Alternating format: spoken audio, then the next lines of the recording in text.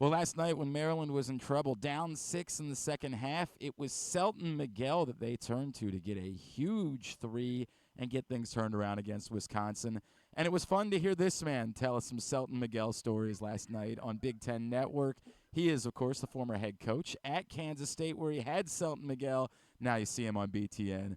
He is Bruce Weber, and he is with us again this morning here on GCR. Coach, it's Glenn in Baltimore. Always great to chat with you. Thank you for taking the time for us this morning. Yeah, it's good to be on, and just kind of a little bit like a proud dad. Yeah. You watch Selton have some success, and I'm really happy for him. Just an amazing story. To come from Angola and through Portugal to Florida, really not know any English, and to have the success he's had and determination and how he's improved. The sad part is when I had him, he was only a 20% shooter from three, and we worked hard at it, and I guess it's finally paying off. He had a great year last year at South Florida, and is really helping the Terps this year. I feel like, I don't. His story is so important because we saw a stretch this season where he was really struggling to assert himself, and now maybe just being available as a shooter, and when the path is there, what it does for Maryland to have all 5 of their starters be legitimate offensive threats that defenses have to pay attention to. Like, it's such a difference maker that he has come on for this team the way that he has. Yeah, he's just, one, he's got great toughness, and he's a really good defender, and I don't know if he's gotten as much credit as he should probably get, but but like all young guys, they want to expand their game and do all these things. And, when I've texted with them off and on and talked to them, I just say, you got to be yourself and use your strengths. And I think he's doing that. And, as a group, when when you're adding 4 new guys to that, Reese is only real returnee, Yeah. they got to figure it out. And I think slowly but surely they figured out their roles. How to help each other and create for each other, and they're cooking right now. They look like a really good ball club, and you can score inside. You got guys that can shoot and make plays, so it's impressive. And when you go to Indiana and Illinois and win on a weekend, that says you're a pretty good team. I wanted to get your thoughts, Coach, on how this team over the last 8 days has flipped the switch the way that they have. And I'm not trying to suggest that they were a bad team 8 days ago, but I think 8 days ago the trend wasn't good, right? Like they couldn't win a road game, and they were struggling at home against Nebraska and barely hanging on for a win. What do you feel like has changed that's allowed them to have this incredible stretch of 3 quad one wins in a row? Yeah, I actually had their Minnesota game a couple of weeks ago, and Minnesota, battled them till the end. If, a little bit of foul trouble for Minnesota probably helped Maryland there, and Queen, as the game, Queen went crazy in the second half and kind of helped them take control of the game. But again, what I said, and I've said this since media day, when you're bringing groups together and trying to figure it out, there's a curve for that learning process, and learning each other. I think Gillespie has slowly but surely figured out what he's about. I think the coaches are starting to figure out, hey, how do we get Queen the ball? How do we get Reese the ball? We're a Selton strength. And then Rodney Rice really stepped up. Again, another great story, somebody that didn't play last year. And then I thought last night Harris Smith really came in and gave him a nice little spark. Yeah. And Jay Young came in and gave him some energy, and little things like that. Just kind of figuring out what you are as a team. Slowly but surely, you come together, and that's what seems to be happening with them right now. Bruce Weber is with us here on GCR. Coach, to me, and I'm not trying to say he's the most important player on the team, but what Julian Reese has done this season, because maybe we needed to expect there were going to be some dips for Derek Queen as a freshman. But Julian Reese shooting 73% from the free throw line after 2 years where he was in the 50s, and now you can't just foul him when he's inside, and he can show off a full arsenal of moves. To me, seems like that has been the biggest difference for this team is how solid he's been night in and night out. Yes, and not only that, the maturity, because now you bring in Derek Queen, and there's nights where he is the guy, and they go to Yep. because he has the advantage, and he's going and scoring, and for him to take a back seat a little bit, and just do other things, rebound and defend, and then the other nights he's the guy that's scoring. So I give him a lot of credit for his maturity, his leadership with that group. I know Selton. He's older, and he wants to be a superstar and NBA player like everyone, but he also wants to win. And you see some pretty good emotion, on the court from all their guys coming together as a team and figuring out, hey, this is how we can win if we play together. We play hard. We defend. We share the basketball. We got a chance to be one of the top teams in the Big Ten. You mentioned a couple of guys coming off the bench, but to be fair, they still only had 6 bench points last night. Do you have concerns at all about their depth and if they're limited at all because of it? Or, I know the argument is always, hey, you get to the NCAA tournament, you're going to be playing 6 guys anyway. That's just the way that this works.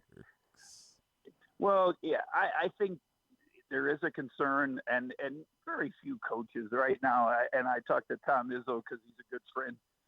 This is one of his first times in his career that he's playing 10 guys, and he even we talk about it. It's hard. It's hard as a coach to play those 10, keep them happy, rotate them. Especially you get the close games at the end.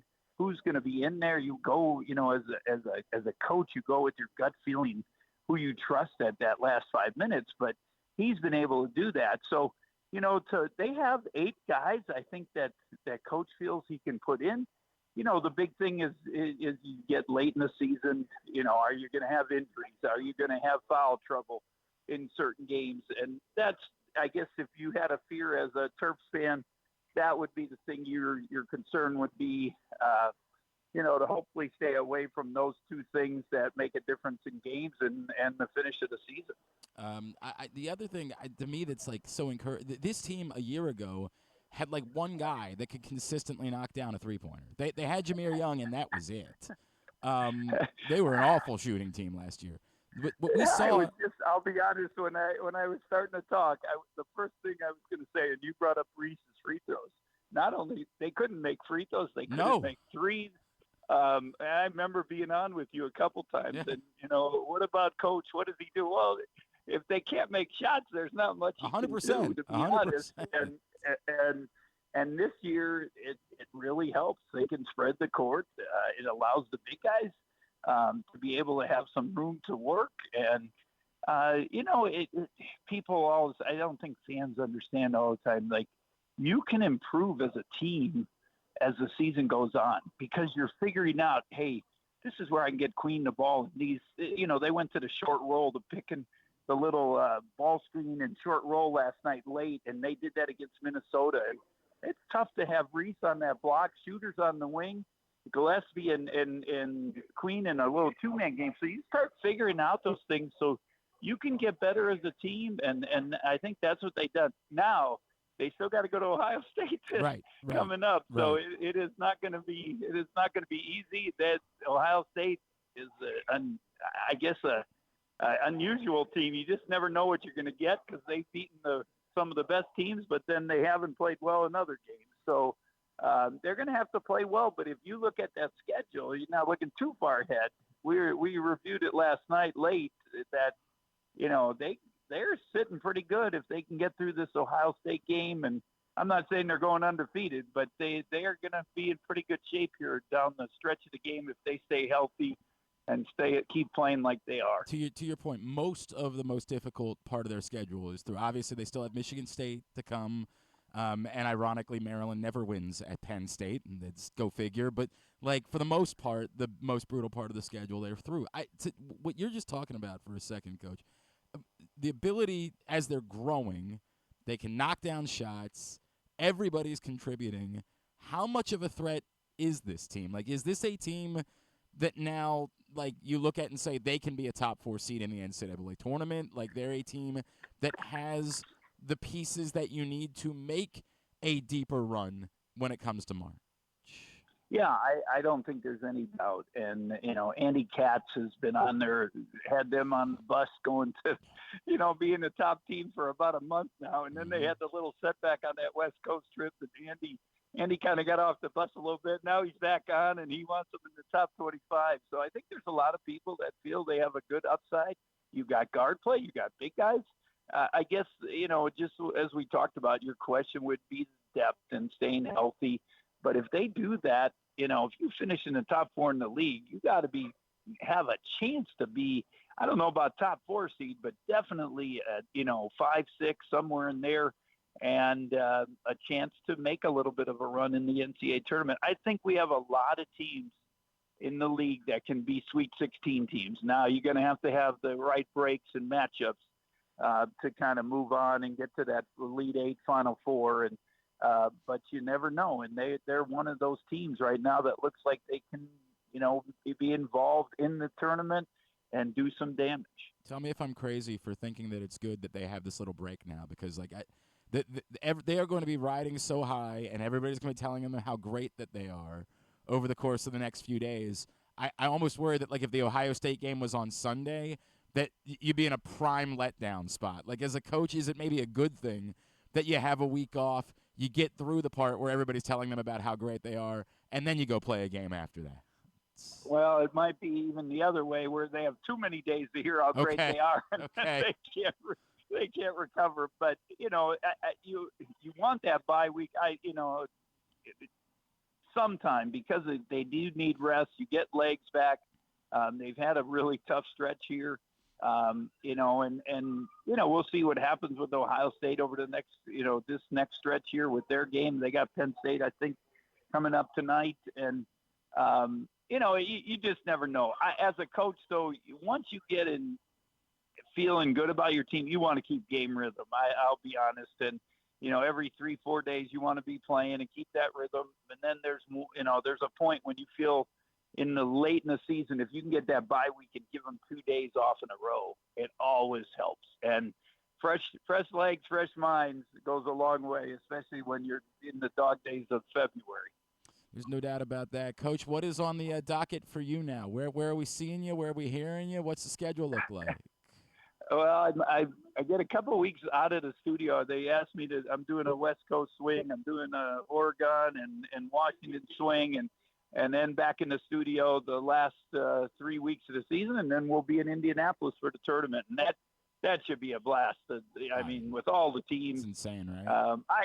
As a former coach, I am, I know why the Big Ten, only went to 15, and I understand some of it, but that's going to be really tough when you have 3 teams not part of that tournament. And it'll be interesting to me to see if, the voices of the coaches, if they have any strength to get that changed, especially after the first year. Well, we're hoping that we won't be seeing you until Friday of the Big Ten tournament. We're hoping that's the case. That would be nice. No doubt. For the Terps fans. There's no doubt. At Coach Bruce Weber is how you can follow him. Coach, really appreciate taking the time for us this morning. Thanks so much. Let's talk again real soon, all right? Good talking to you. Thank you.